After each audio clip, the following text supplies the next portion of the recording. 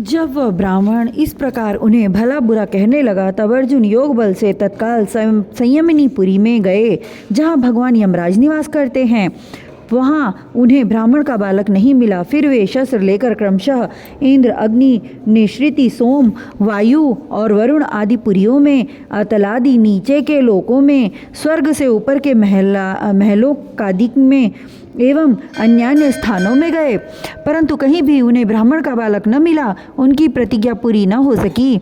अब उन्होंने अग्नि में प्रवेश करने का विचार किया, परंतु भगवान श्री कृष्ण ने उन्हें ऐसा करने से रोकते हुए कहा, भाई अर्जुन, तुम अपना तिरस्कार मत करो। मैं तुम्हें ब्राह्मण के समान सब बालक अभी दिखाई देता हूँ। आज जो लोग तुम्हारी निंदा कर रहे हैं वे ही फिर हम लोगों की निर्मल कीर्ति की स्थापना करेंगे। सर्वशक्तिमान भगवान श्री कृष्ण इस प्रकार समझा बुझाकर अर्जुन के साथ अपने दिव्य रथ पर सवार हुए और पश्चिम दिशा को प्रस्थान किया। उन्होंने 7 पर्वतों वाले 7 द्वीप, 7 समुद्र और लोकालोक पर्वत को लांघकर घोर अंधकार में प्रवेश किया। परीक्षित, वह अंधकार इतना घोर था कि उसमें शैव्य, सुग्रीव, मेघपुष्प और बलाहक नाम के 4 घोड़े अपना मार्ग भूलकर इधर उधर भटकने लगे। उन्हें कुछ सूझता ही न था। योगेश्वरों के भी परमेश्वर भगवान श्री कृष्ण ने घोड़ों की यह दशा देखकर अपने सहस्त्र सहस्त्र सूर्यों के समान तेजस्वी चक्र को आगे चलने की आज्ञा दी।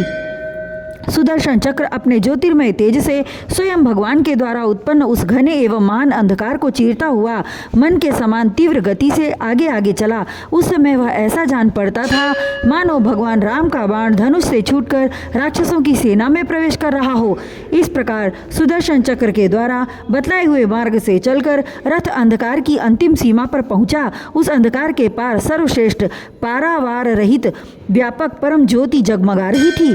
उसे देखकर अर्जुन की आंखें चौंधिया गई और उन्होंने विवश होकर अपने नेत्र बंद कर लिए। इसके बाद भगवान के रथ ने दिव्य जल राशि में प्रवेश किया। बड़ी तेज आंधी चलने के कारण उस जल में बड़ी बड़ी तरंगें उठ रही थीं, जो बहुत ही भली मालूम होती थीं।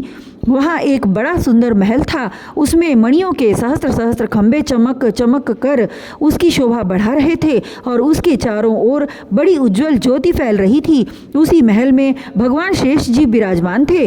उनका शरीर अत्यंत भयानक और अद्भुत था। उनके सहस्त्र सिर थे और प्रत्येक फण पर सुंदर सुंदर मणियाँ जगमगा रही थीं। प्रत्येक सिर में 2-2 नेत्र थे और वे बड़े ही भयंकर थे। उनका संपूर्ण शरीर कैलाश के समान श्वेत वर्ण था और गला तथा जीभ नीले रंग की थी। परीक्षित, अर्जुन ने देखा कि शेष भगवान की सुखमयी शैया पर सर्वव्यापक भगवान, प्रभावशाली परम पुरुषोत्तम भगवान विराजमान हैं। उनके शरीर की कांति वर्षाकालीन मेघ के समान श्यामल है। अत्यंत सुंदर पीला वस्त्र धारण किए हुए है। मुख पर प्रसन्नता खेल रही है और बड़े बड़े नेत्र बहुत ही सुहावने लगते हैं। बहुमूल्य मणियों से जटित मुकुट और कुंडलों की कांति से सहस्त्रों घुंघराली अलकें चमक रही हैं। लंबी लंबी सुंदर 8 भुजाएं हैं। गले में कौस्तुभ मणि है। वक्षस्थल पर श्रीवत्स का चिन्ह है और घुटनों तक वनमाला लटक रही है। अर्जुन ने देखा कि उनके नंद सुनंद आदि अपने पार्षद, चक्र सुदर्शन आदि अपने मूर्तिमान आयुध तथा पुष्टि, श्री कीर्ति और अजा ये 4 शक्तियाँ एवं संपूर्ण रिद्धियाँ ब्रह्मादि लोकपालों के अधीश्वर भगवान की सेवा कर रही हैं।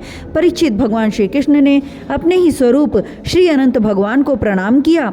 अर्जुन उनके दर्शन से कुछ भयभीत हो गए थे। श्री कृष्ण के बाद उन्होंने भी उनको प्रणाम किया और वे दोनों हाथ जोड़कर खड़े हो गए। अब ब्रह्मादिक लोकपालों के स्वामी भूमा पुरुष ने मुस्कुराते हुए मधुर एवं गंभीर वाणी से कहा, गंभीर वाणी से कहा, श्री कृष्ण और अर्जुन, मैंने तुम दोनों को देखने के लिए ही ब्राह्मण के बालक अपने पास मंगा लिए थे। तुम दोनों ने धर्म की रक्षा के लिए मेरी कलाओं के साथ पृथ्वी पर अवतार ग्रहण किया है। पृथ्वी के भार रूप दैत्यों का संहार करके शीघ्र से शीघ्र तुम लोग फिर मेरे पास लौट आओ।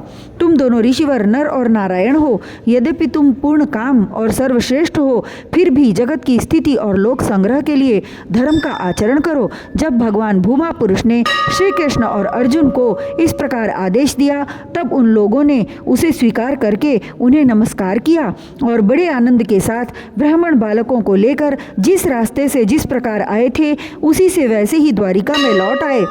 ब्राह्मण के बालक अपनी आयु के अनुसार बड़े बड़े हो गए थे। उनका रूप और आकृति वैसी ही थी जैसी उनके जन्म के समय थी। उन्हें भगवान श्री कृष्ण और अर्जुन ने उनके पिता को सौंप दिया। भगवान विष्णु के उस परम धाम को देखकर अर्जुन के आश्चर्य की सीमा न रही। उन्होंने ऐसा अनुभव किया कि जीवों में जो कुछ बल पौरुष है वह सब भगवान श्री कृष्ण की ही कृपा का फल है। परीक्षित, भगवान ने और भी ऐसी अनेकों ऐश्वर्य और वीरता से परिपूर्ण लीलाएं की। लोक दृष्टि में साधारण लोगों के समान सांसारिक विषयों का भोग किया और बड़े बड़े महाराजाओं के समान श्रेष्ठ श्रेष्ठ यज्ञ किए। भगवान श्री कृष्ण ने आदर्श महापुरुषों का सा आचरण करते हुए ब्राह्मण आदि समस्त प्रजा वर्गों के सारे मनोरथ पूर्ण किए। ठीक वैसे ही जैसे इंद्र प्रजा के लिए समय अनुसार वर्षा करते हैं। उन्होंने बहुत से अधर्मी राजाओं को स्वयं मार डाला और बहुतों को अर्जुन आदि के द्वारा मरवा डाला। इस प्रकार धर्मराज युधिष्ठिर आदि धार्मिक राजाओं से उन्होंने अनायास ही सारी पृथ्वी में धर्म मर्यादा की स्थापना करा दी।